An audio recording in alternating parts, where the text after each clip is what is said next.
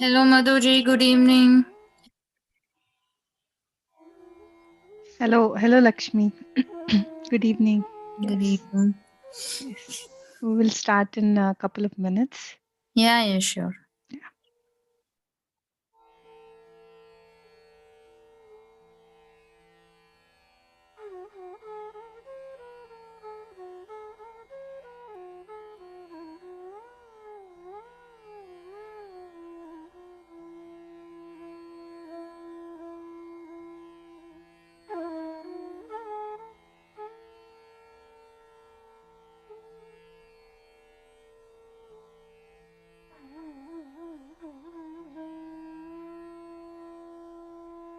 Hello, friends. Welcome all.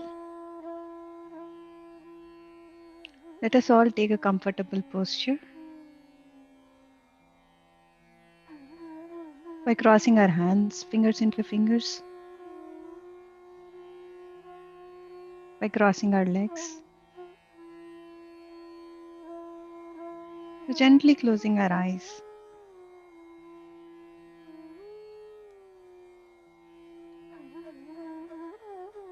and becoming one with the breath.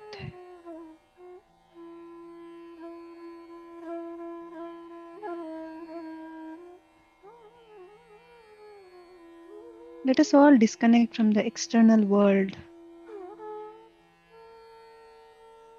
and connect to the internal world.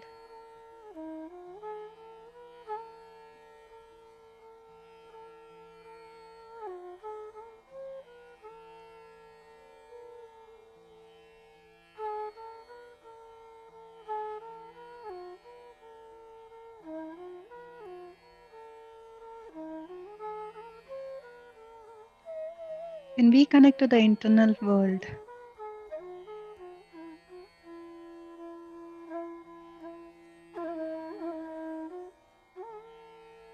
we will get in the flow of an infinite life force.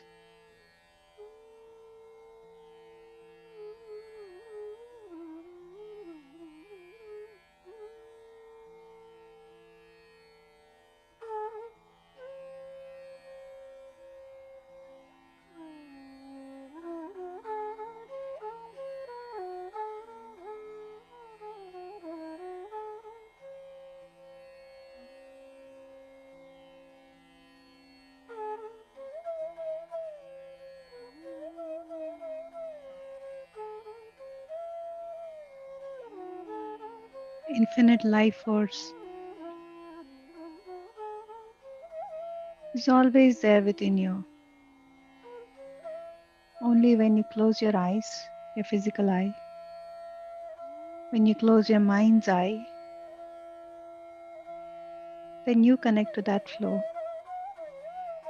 Then you will realize that it exists in you.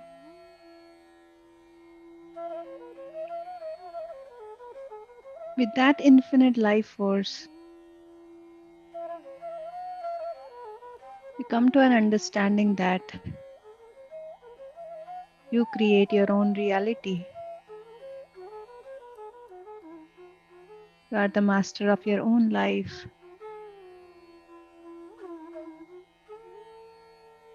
When we drop all the illusions that we have created,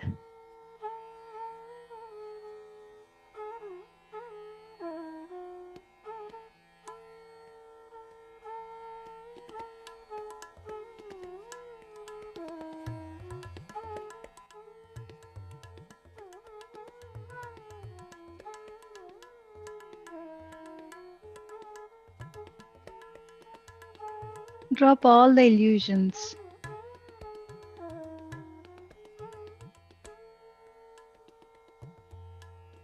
Let this I dissolve.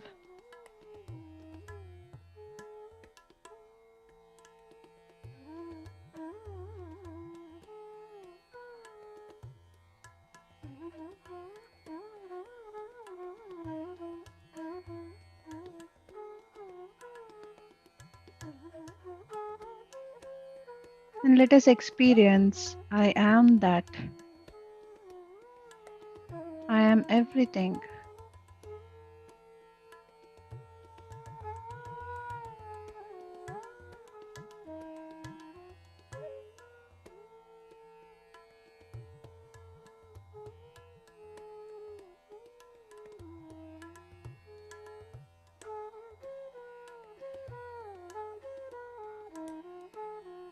Just go deep within and realize that, friends.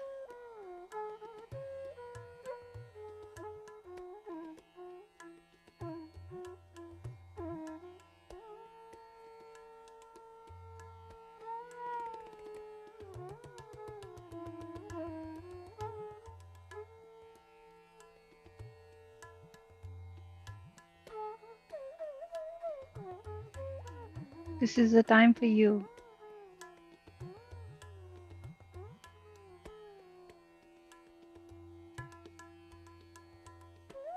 For you to discover who you are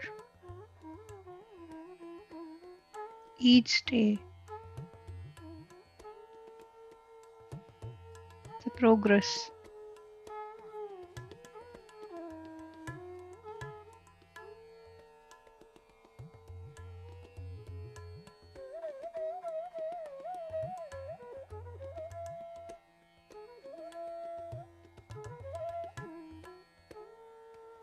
Just the natural breath.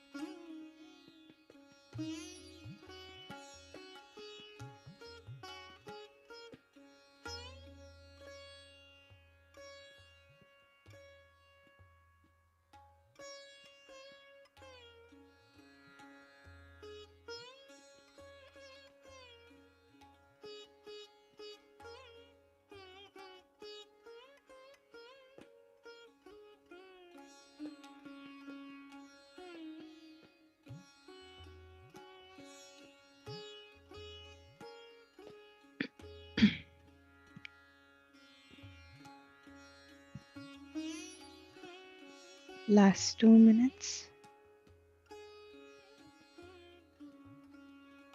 Bring back your awareness to your physical body.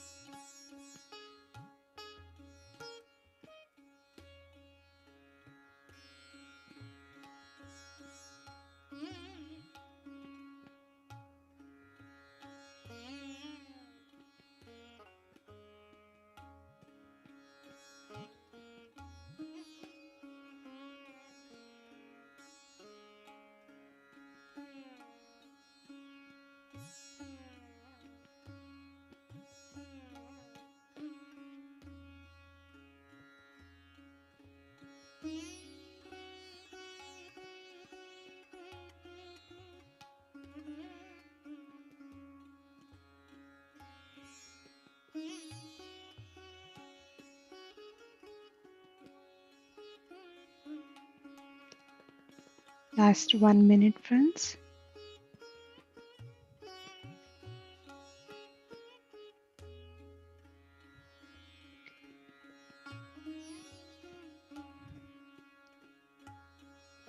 Be grateful for each and everything in your life.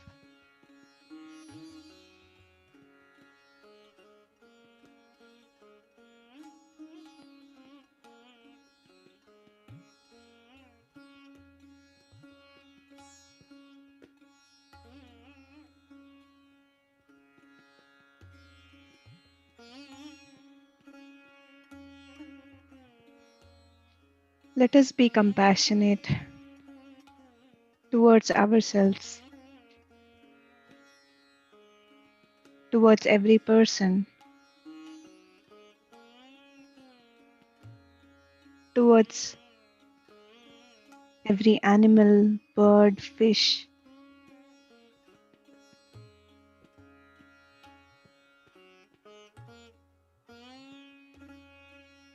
What is there in you lies in everything else.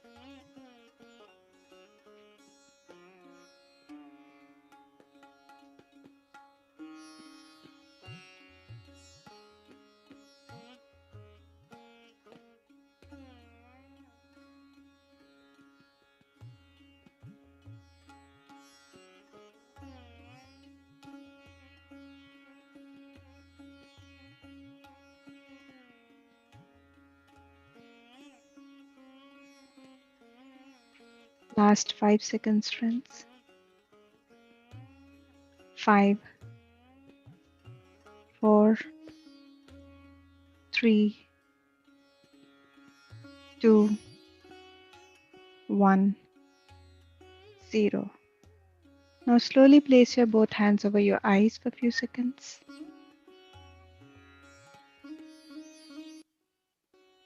And whenever you're ready,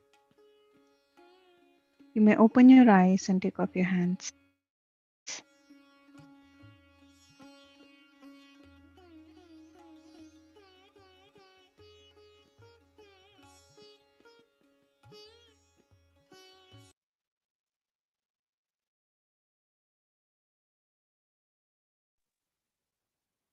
Welcome back, friends. I hope you all had a beautiful meditation. Friends, if there is anybody who wants to share their experience, please go ahead and unmute yourself. You can share your experience.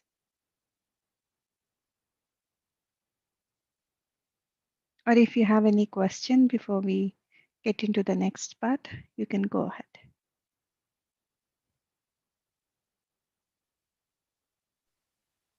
Hey Madhu, Hi, good Archana. afternoon. Hi. Yes, Yeah, when I definitely. joined, the music was already going on, so I thought it had started, Mm, and I didn't disturb, and I just continued. And then later on, I came to know that when Lakshmi or someone wished yeah, you, I thought, yeah. yeah, yeah, it was a very good one. A long time. I was feeling kind of like maybe I was having a sudden jerk, maybe because of the sleep, Mm-hmm, but tried not to. But other mm-hmm. than that, it was really good. It was Very something good. different. It was neither um, I was able to focus, but at the same time, on my breath, I mean, on my breath. Mm-hmm. But at the same time, it was kind of weird feeling. I was not knowing, what's going on. It was not even that thoughts are coming.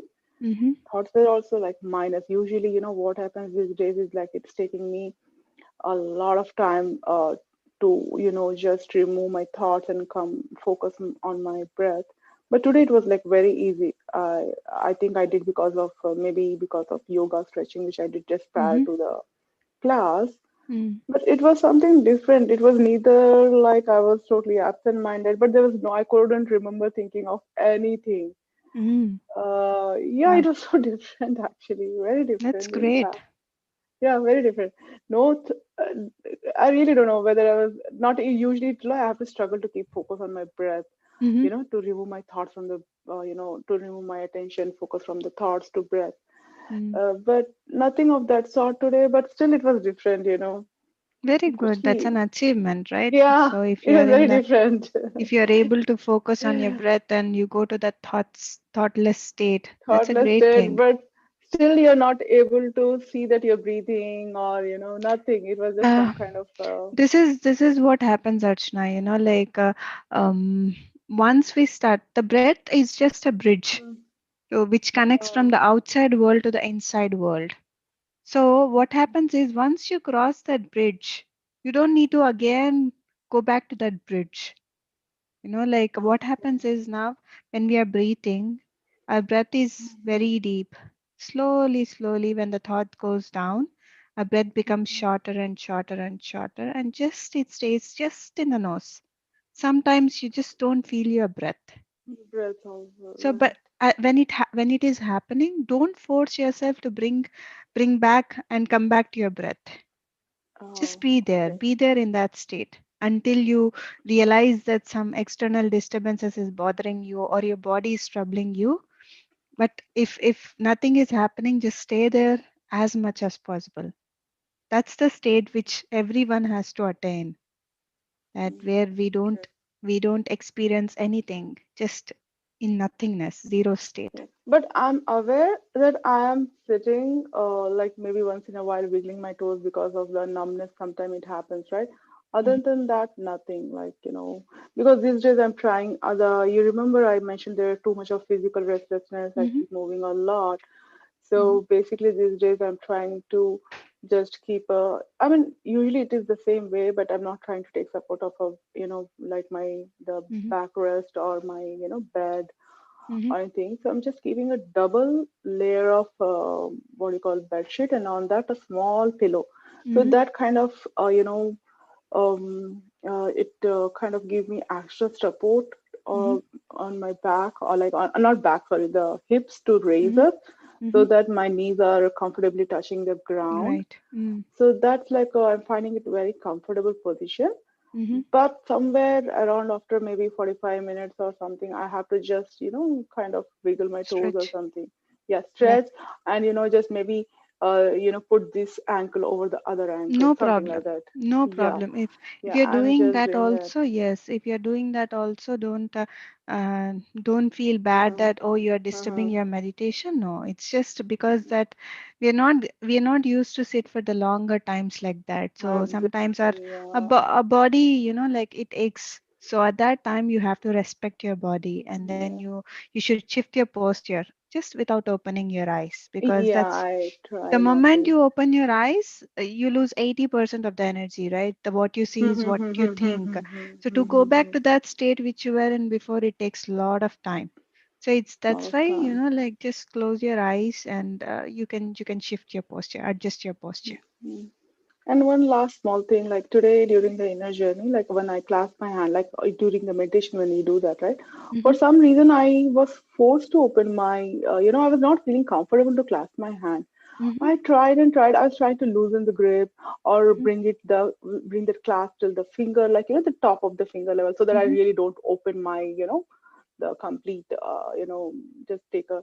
But for some reason, I was feeling so uncomfortable by clasping my hand that finally I had to remove. no And after problem. a Mm-hmm, while, after a while, it happened for the first time, and after a while, again, I just clasped, but Mm. it never happened before that. I was feeling very Yes. kind of irritated or whatever. Like I just wanted to remove, the unclasp Yeah. my hand. I mean, Yes, this is what happens, Archana, like when we receive abundance of cosmic energy, like our mm-hmm. hands are clasped, there are so much of heat which generates from our hands. At that time, we feel a little bit uncomfortable, as you mentioned. That time, it's not Oh, must that you have to cross your hands. You have to just unclasp it oh, and just uh-huh. let the energy divert that energy to the ground or ground yourself, Oh. and again once you're okay, then you can Mm-hmm. again clasp it. No Yeah. wonder I felt like that today. Yes, Oh, but okay, okay. but never you should feel Uh-huh. uncomfortable, like understand Yeah, that those are the energies which are working. Sometimes your hand gets cold, sometimes your hands gets very hot, like as if very you hot. are holding Yeah. a heat ball, like so Mm-hmm. at that time you just understand that energy is working through you. You have to Okay. just release your hands Mm-hmm. and then take as much time as possible and then Oh, bring it back. sure, sure. Remember that. I was not aware of that fact. Thank Yes, you. you're Thank you so welcome. much, Yeah, Madhu. great, great, Archana. Yeah. Anybody else, friends, before we move into the story part?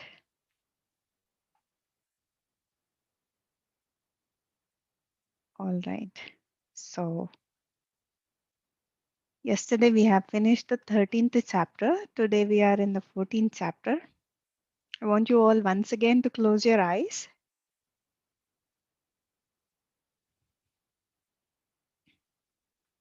Yesterday we have heard about Yashodhara's mother, Queen Pamita, had arrived at the kingdom of this Buddha, and then there Yashodhara had attended her mother, and also she was taking care of Rahula. That was yesterday, and today we will hear more. These devotional practices over time helped Yashodhara to understand and accept how deeply she still loved Siddhartha. She made a decision to try to find out as much as she could about him. One day she called Channa to her chambers and, binding him to secrecy, asked him to leave the palace from time to time to keep an eye on what Siddhartha was doing and report back to her. He told me that he had been wishing he could do just that, and after telling his family, left at once. She soon heard back from him of Siddhartha's extreme asceticism. He was starving himself and bearing himself to the elements, living like a wild man in the forest, walking barefoot and wearing only a yellow robe, eating only once a day from his wooden begging bowl or from what he had found in the forest, and sleeping on the ground. So she, too, began to wear yellow, to eat out of wooden bowls only once a day, and to sleep on the bare floor. For a number of weeks, I tried these practices to make a spiritual link with Siddhartha, she told us. They never seemed to help me or help the few other women who joined me. The practices felt foreign. Rather than helping me be with Siddhartha, they left me more distant. And then, one day, my failures at this illuminated a remarkable truth. What we women had been doing together in our circle, here and now, were our practices. Perhaps these very practices offered possibilities of liberation through our shared relational creation. It was a moment of, she paused, looking around at all of us and at Pajapati. And in a voice as clear as a bell, she said, of light. I took my discovery back to the circle, and the others understood at once. And yet, Yashodhara knew that she was still deeply in love and in close dialogue and inquiry with Siddhartha. He was always there with her, especially when she sat in the women's circle in the pine grove, She tried to accept this, and with mindfulness, she described it to others and tried to bring him more fully into their circle. He was always there, yes, but still painfully absent. King Suddhodana sent messages 3 times to meet alone with Yashodhara. He said it was time for her to marry again, to replace Siddhartha and provide a father to his grandson. Yashodhara knew that she was still in love and now in spiritual partnership with Siddhartha. The first 2 times she did not answer the king. The third time she refused him. The king was now angry at Siddhartha and her. He was not used to disobedience, but Yashodhara was intent on her own survival and her devotional practice as a mother. Looking back now, after all these years, Yashodhara said, I have come to be aware that the devotional practices must be made as a conscious choice and an expression of service, not slavery to household life, but a choice and a commitment, not simply out of necessity or obligation. It is like the devotional practice we learned as Hindus, but it is not the giving all and doing all for a guru. This is a different way, an ordinary practice. Not to not to do this without the circle of care would be isolating and dangerous. To be truly present with others, you must have others present with you. And to practice without a clear path of growth, a wisdom path, would be limiting. I have come to be aware that the devotional practices must be made as a conscious choice and an expression of service, not slavery to household life, but a choice and a commitment, not simply out of necessity or obligation. It is like the devotional practice we learned as Hindus, but it is not the giving all and doing all for a guru. This is a different way, an ordinary practice, not to a guru, but to the ordinary people we live with, day after day, year after year. To do this without the circle of care would be isolating and dangerous. To be truly present with others, you must have others present with you. And to practice without a clear path of growth, a wisdom path, would be limiting. In our circle, I had other mothers and grandmothers and aunts and servants, and this Sangha held me and I them on our path together, walking a compassionate wisdom path together. This is what makes the ordinary extraordinary. This allows what? For all our lives and for many centuries before has been named merely householding or caretaking to become a true devotional practice.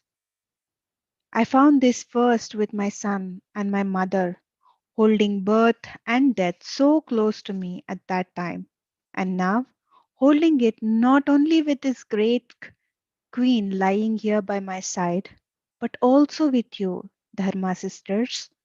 We all must learn to be midwives of the new, bringing forth the creative spirit, and also caregivers of the dying, helping those who are leaving to do so with grace and wisdom, life arising and life falling away. Is this not the most fundamental teachings of impermanence there is? She stroked the back of Prajapati's slender and still hand. This is our fundamental practice, to be called forth into life, not called away alone, learning to be with the suffering of those we love and with our own suffering, right here, right now, at home. She smiled, as if remembering, and with the joy. We novice nuns were struggling to understand these familiar words being spoken in this new way. Several spoke up. I came here to live the holy life and leave behind the superficial meaninglessness. Can it be that leaving is not necessary? But this is not possible alone. No. And I came when everything was lost, my husband gone, my children and my parents dead of an illness that left only me behind. I am dead to the past. The only life for me is here. It is all that is left of who I was. All else is dead. You are my only refuge now. Even I, Gotami, of the mustard seed, spoke up. The Buddha saved my life. I myself understood then his teaching. And now you are saying that there is something else and that it is here in this circle. Yashodhara nodded, considering our questions. I hear you all deeply. It is my experience too, and that of our beloved Pajapati. Each of us has our own path, and yet, because of our already having walked our lives in relation with others, caring for others, being with others, and learning from that being with, we have something else to offer. She looked at me directly, kindly. The healing of your heart, Gotami, was in the mutual sharing of your story with that of others in dialogue. And I cannot forget how a young monk told you that it was all about impermanence and how you had to bow to him when he had just arrived at the Sangha and understood nothing yet, really. There was anger in her voice, and it took her a moment to calm. Excitedly, she went on. But see for yourself. Let us keep on in loving connection on the same level.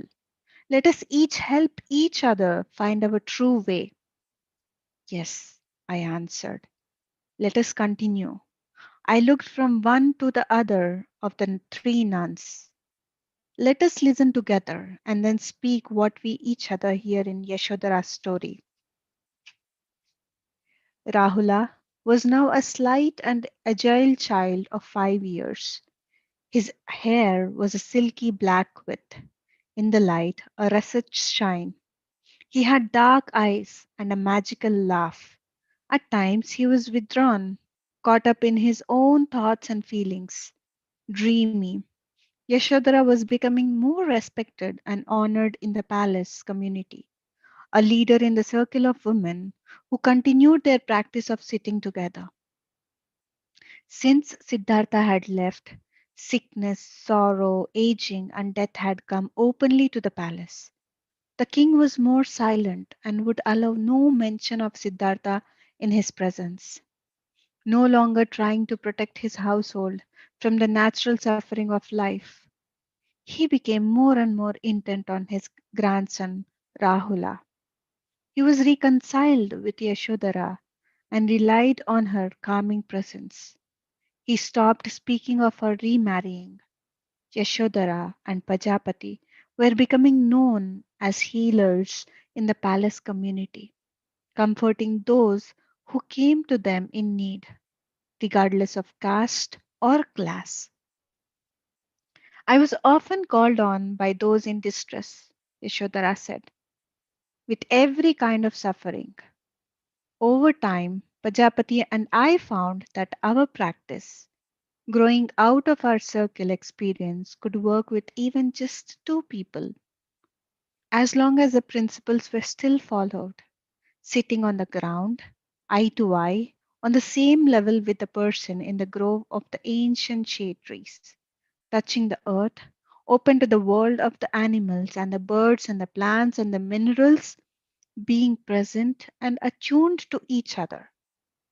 We offered our presence, listening deeply and being with the person in a mindful way that seemed to allow the creative energies of communication and right relation to arise.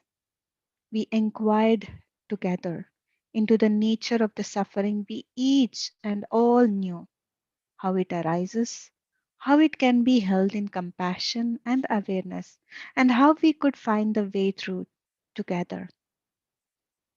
In the sitting, we offered our faith in the possibility of being with the suffering, helping others to meet it as well, opening the mind and the heart. I came to understand that this experience was of benefit to the other, and it drew out of me words and counsel that I did not know I had. Often, more often than I would have thought, the sufferer and I deeply touched the moment together, and then something else, something new, seemed to happen within us, around us, and between us. I came to realize that what happened grew out of the intermingling of each person's experience.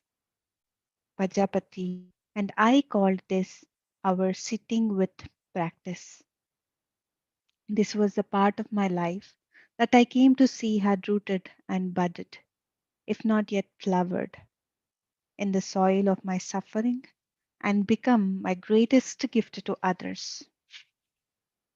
By Rahula's sixth birthday, the king determined that the boy would train to become a warrior. After witnessing Siddhartha's path, Suddhodana was clear that the boy needed to begin early to prepare to become his successor. He became more and more invested in making Siddhartha's son into what he had wished Siddhartha had become, and preventing Rahula from entering the same path of going forth that his own son had taken. Yashodhara and Pajapati became quite sure that the path of the hero, of the warrior, was not in the gentle child's nature, and that the king was blinded by his own smoldering grief and the fire of his anger. He tried to send the boy away, to wrest him away from the woman, not realizing that this was the same way he had tried to control Siddhartha, leading to the outcome contrary to what he desired. Yashodhara and Pajapati did their best to help him see this, pleading with him not to repeat the same course, and the king finally relented, temporarily, saying that he would wait one more year before issuing the final command.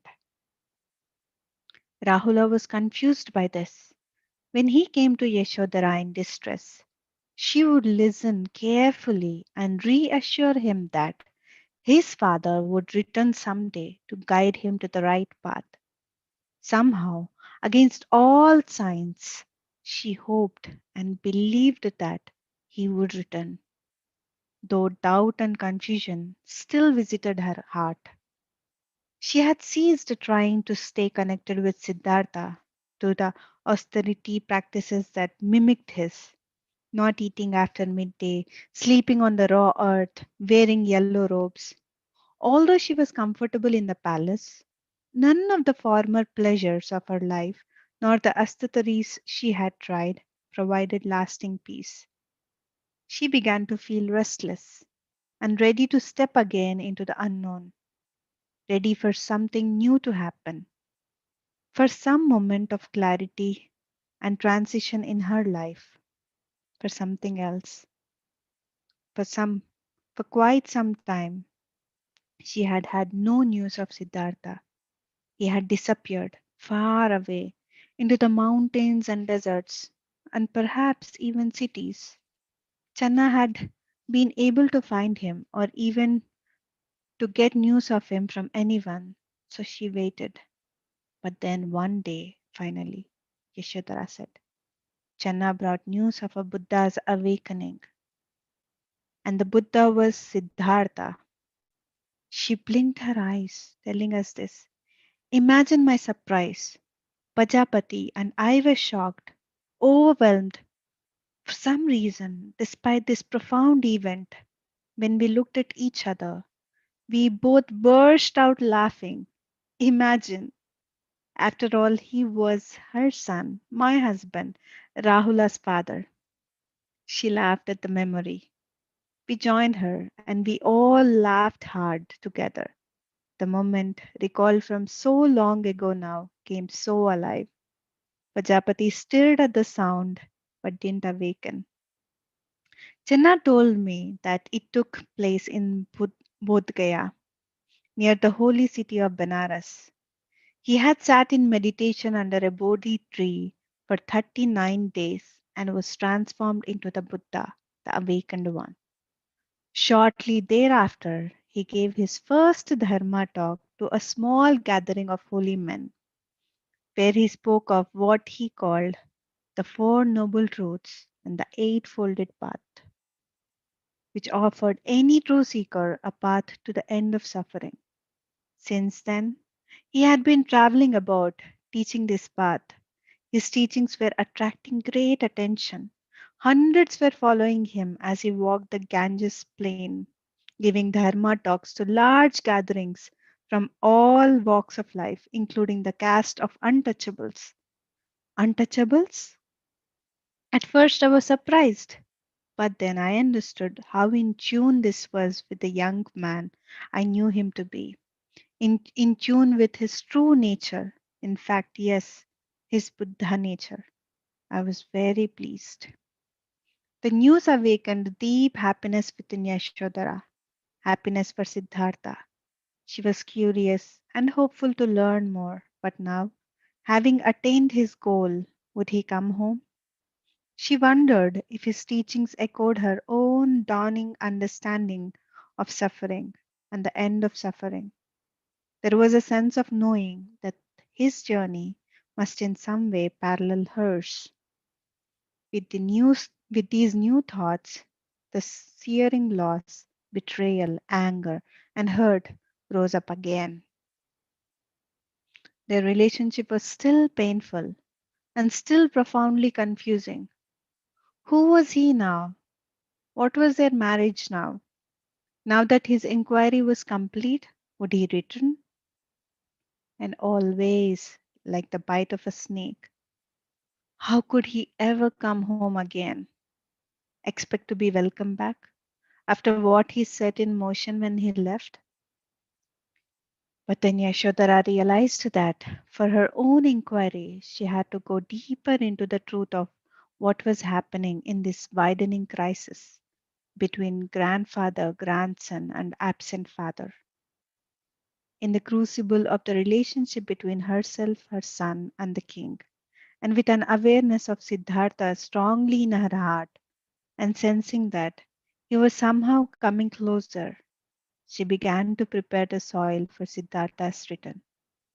One day, sitting alone in the royal orchard, watching the peacocks strut and bob for insects and worms and seeds, it came to her that not only was she evolving spiritually in her practice of being with, but she was bringing something new to it.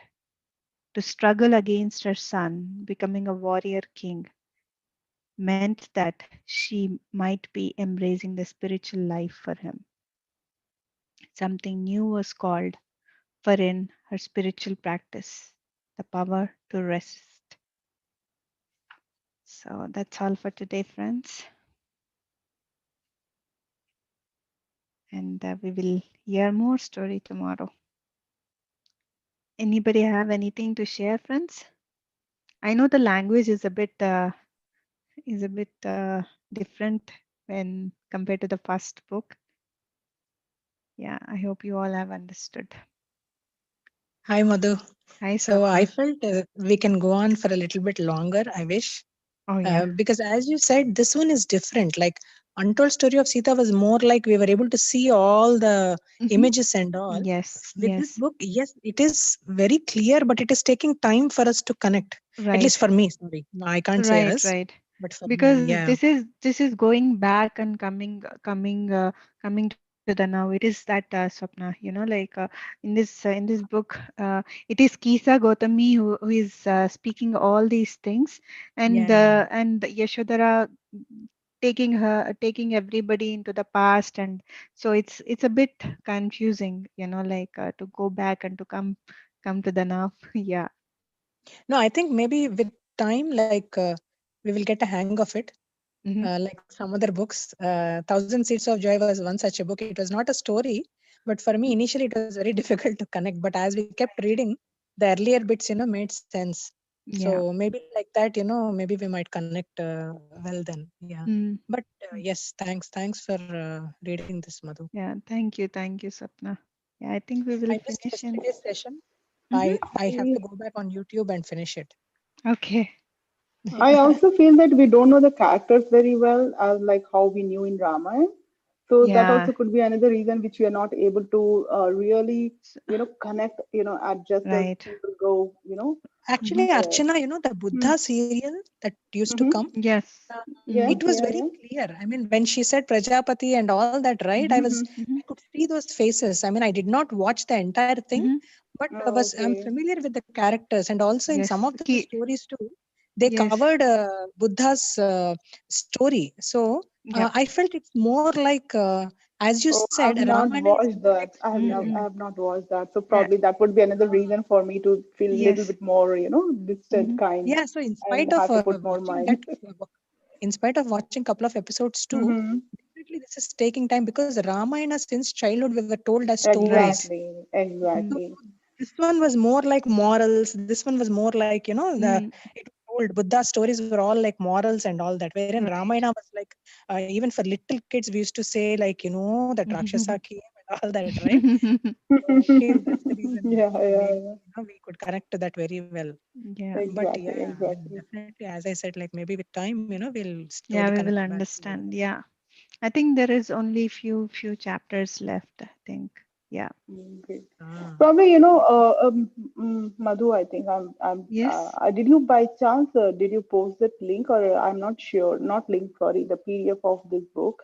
Because, Okay. oh yeah, you said me to look into that. Oh That's yeah, yeah, yeah, I it's there remember, in yeah, yeah, yeah. surely, surely. Sure. Perhaps sometimes it so happens like, once after listening, if you It's read good to or if read it you, again. yeah, Mm. yeah, yeah, yeah. So Yeah.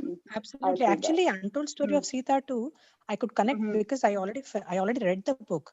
Mm. Mm-hmm. Yeah. So it was like beautiful. Even though it was second time, there are certain parts that even though we read I mean, I read with a lot of focus and all. Some bits we tend to miss. So those things Mm. again we covering here, and it was Mm. very good. I think as Madhu said, like after we do Untold Story of Sita again and again, we can repeat these books sometimes, Yeah. as Mm. this is a very Yeah, small book, Mm. so that it really helps. Yeah. Right. Right. So I want to request you all, like ask you yeah. all, like, what do you want me to read the next book? So what Mm. because this book will be done in few days, and there are few books which are in my head. So I want to Can you ask you. just name couple of those, Yeah. if you don't, like, if you can name So I couple was of those, just and probably thinking we of can. reading the book Fakir by Rusbe Barucha. That's Okay, I haven't heard one of more that. good book. And Immortal Talks by Shunya. That is also a wonderful book. I have two parts of it. Immortal Wow, Talks is about Hanuman, the teachings of Hanuman. wow. Wonderful Oh, stories. Oh, yeah, I wow. read the Probably, I book. guess that should be In- good then. Yeah, I I read the Hmm. Shunya. Hmm. Immortal Talks first, Madhu. So you want the Immortal Talks, yes. So we Yeah, will do that's that my word, Immortal. but I'm good with Fakir as well. But yeah. Yeah. Uh-huh. So Yeah, I okay read, then. yeah, Madhu, I read the Shunya Immortal Talks. It's a Mhm. wonderful book. Yes, it is wonderful. There are two parts. The first I have this Hmm. time when I went to India, I got the second part as well. So yeah, Good. I'll read them. Yeah, Let it good. continue after reading this Mm. Buddha's life. Yes, Maybe Ram, do you even want I'll to try say to something? finish this book, Mm-hmm. the Buddha's Life. Wife, yeah, and I'm not reading the whole book because I'm Mm-hmm. reading only the story part. Mm-hmm. Mm-hmm. The rest of the part is about the meditations and about the circles and everything, how to all these things that those are the exercises. But I'm reading only the story part. Okay. Yeah, Okay. Sure. Ram, you want to say something? So the book reading was wonderful, and what really, uh, let's say, put me in thoughts. Always we say don't think, but probably what you read put me in thoughts when you said Buddha got enlightened in 39 days. Mhm. you know. Yeah. So I would be 39 in 39, not days, years, in some years, Mhm. you know. Then you put me in a very, what do you say, contemplating mode. Wow. So I think it's not good to read these books, Madhu. That's funny, Ram. You say that, and I don't know what is that. We all say something to think all day. Oh. No, I was listening the story and doing some work. I suddenly stopped working, and I was like, "Oh my God, tomorrow shall I go to office or not?" So That's funny. no, that's a nice points indeed. That was the line that hit me. Mm. So yeah, Good. I do also know that there are many things behind that, but Yeah. to specify a line like that, Mhm. Yeah. it really says what is the dedication, and probably with Yeah. such dedication and sincerity and seriousness, like Patrisar always says, or many masters keep repeating, I think mountains can melt, Yeah. and anything can be achieved. So Yeah. we are never far from enlightenment. That's another what do we say, So enlightenment is not happy point. the destination. It's a Yes, process. This sometimes is a it's process. like, if we think about enlightenment, Mhm. it's a nice feeling to hear that in 39 days we can achieve, but Mhm. probably it's the journey. Yeah, Mm, it's the journey. it's the Yeah. journey, and however, you put me in some serious. Let us all have this 39 days meditation, rigorous meditation, and let us all attain enlightenment. What do you say? I'm Everyone. about attaining, but again, at the same time, yes, we can travel. Yeah. Mm, Yeah. yes, So, serious thoughts. All these things. Yes, true. Mhm. So thank you for reading, Madhu. Thank you. Thank you for listening, Ram. Yes, Swapna, you want to say something? No, Madhu. Okay. yeah, Madhu, today I felt like it's such a short session. I mean, I Is just it? felt like it started and it ended. I don't know, for some reason I had goosebumps all the time. Wow. But definitely wonderful story again. Wow. And Thank you. wonderful story reading. Yeah. Thank you. Thank you, Kavita. Yeah. Thank you once again. All right, friends. So then we will all see each again tomorrow. And friends, there is one more thing, that this coming Saturday, I know that for the people for the friends from US, it will be difficult. We will be having this master Akash. He will be speaking about the chakras and chakras from the ancient tradition. So the art and science of chakras from the ancient tradition. So it will be at 12:30 p.m. India time. So which is like 8 a.m. Germany time. So if you're available, please do join us. I'm sure it is going to be a wonderful workshop knowing about the chakras. So, and also if you have friends, please do let them know. And I'll be posting, I've already posted the flyer in the group, and we will all see each other again tomorrow. Right? We can still access it later in the YouTube, Yes, right? yes. You can still Okay. access it at the later times. Okay. Madhu, Yes, Ram. regarding the books, I felt, why not considering also, Many Lives, Many Masters. Oh, I don't know yeah. how many of you have read. Yes, It's why one of not? the good books. Yeah, that was on my list too, so it will be great. Okay. So, yeah. You know, So, we, yeah, we are we'll. we are more into a movie mode by seeing all these scenes as you read. Mhm. So we have to find some book that has a movie. Yeah. So, okay then. So first, I think we will go with Many Lives, Many Masters, and then we we go back to the new times and we go back to the old times, yeah, we will do that. Just a thought. I think we have to go with what the majority Resonate. feels like. Yeah. Yeah, like Ram said, movie mode, new times, and then travel back to old times. Yes, let's do definitely that sounds then. like a movie. Yes. Yes, let's do the Many Lives, Many Masters then after this book is done. Great. Thanks, Ram, for telling this. All right, friends. So we will see each other again tomorrow. And have a lovely day, lovely evening, and a lovely night. Namaste to all. Bye-bye. Bye-bye. Bye-bye. Thanks, Bye, Madhu. Bye-bye, everyone. Lakshmi. Bye. Bye-bye. Bye. Bye-bye, the best Bye of all. bye. Bye, Madhu. Bye-bye, Ram.